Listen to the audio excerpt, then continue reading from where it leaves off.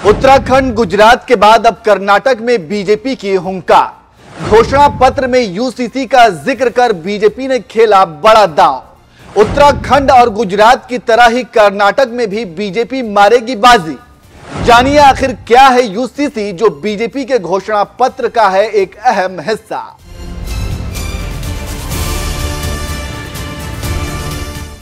नमस्कार, मैं नियाज खान और आप देख रहे हैं NMF news. Uniform civil code यानी कि समान नागरिक संहिता कानून, एक ऐसा कानून जो सभी धार्मिक समुदायों पर उनके व्यक्तिगत मामलों जैसे विवाह, तलाक, विरासत और गोद लेने पर समान रूप से लागू होता है। और इसी कानून को लेकर राजनीतिक पार्टियों में विरोधाभास देखा जाता है। यूनिफॉर्म सिविल कोड बीजेपी के घोषणा पत्र का एक अहम हिस्सा है। लोकसभा चुनाव हो या फिर किसी भी राज्य का विधानसभा चुनाव, हर चुनावी सभा में बीजेपी यूसीसी का जिक्र करती है और इसे लागू करने की बात कहती है। वहीं दूसरी तरफ विपक्षी पार्टियां यूसीसी जैसे कानून को सभी धार्मिक समुदायों के व्यक्तिगत मामले में हस्तक्षेप बताती है और इसका विरोध करती है। आपको पता होगा कि 10 मई को कर्नाटक में विधानसभा चुनाव होने वाले हैं और तमाम पार्टियां चुनावी माहौल में पूरी तरह से कूद चुकी हैं। इस बीच बीजेपी ने अपने चुनावी घोषणा पत्र का जिक्र भी किया है और वादा किया है कि कर्नाटक में सत्ता में लौटने पर यूसीसी लागू किया जाएगा। कर्नाटक घोषणा पत्र में पार्टी ने कहा कि वह इस उद्देश्य के लिए गठित एक उच्च स्तरीय समिति की सिफारिशों के आधार पर यूसीसी पेश करेगी। आपको बता दें कि साल 2014 और 2019 के लोकसभा चुनाव की घोषणा पत्र में भी बीजेपी ने यूसीसी का जिक्र किया था। तो दोनों ही बार पार्टी ने इसे जेंडर जस्टिस से जुड़े मुद्दे के तौर पर बताया था। बीजेपी का मानना है कि जब तक भारत एक समान नागरिक संहिता को नहीं अपनाता है जो सभी महिलाओं के अधिकारों की रक्षा करता है, तब तक लैंगिक समानता नहीं हो सकती है। और बीजेपी एक समान नागरिक संहिता का मसौदा तैयार करने के लिए अपना रुख दोहराती है, जो सर्वोत्तम परंपराओं को आकर्षित करती है और आधुनिक समय के साथ सामंजस्य स्थापित करती है। इसके अलावा मई 2022 में पुष्कर सिंह धामी ने भी उत्तराखंड में सरकार के सत्ता में लौटने के बाद यूसीसी को लेकर एक समिति बनाने की बात कही थी।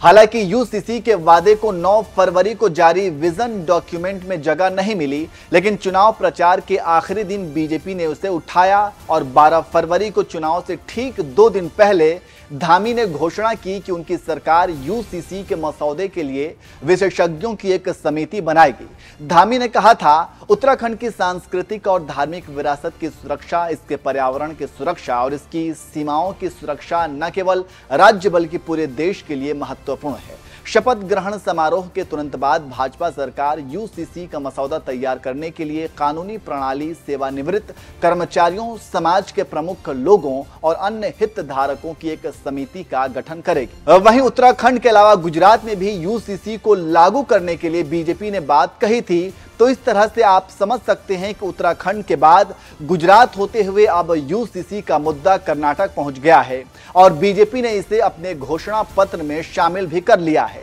आइए आपको वीडियो के आखिर में सुनाते हैं कि प्रधानमंत्री मोदी ने कर्नाटक में एक जनसभा को संबोधित करते हुए किस तरह से विरोधियों पर तीखा हमला किया है। आज इतनी बड़ी संख्या में, और मैं देख रहा हूं पेंडोल के बाहर इससे भी डबल लोग खड़े हैं।